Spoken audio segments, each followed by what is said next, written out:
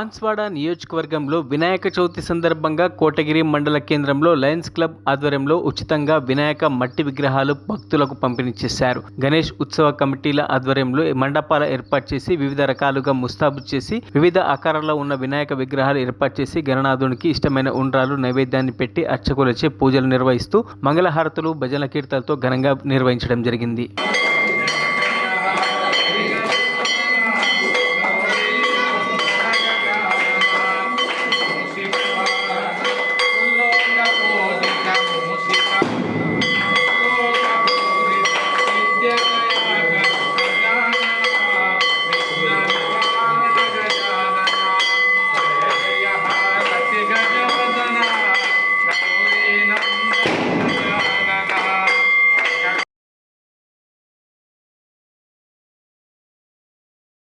మరిన్ని అప్డేట్స్ కోసం మా ఛానల్ని సబ్స్క్రైబ్ చేయండి.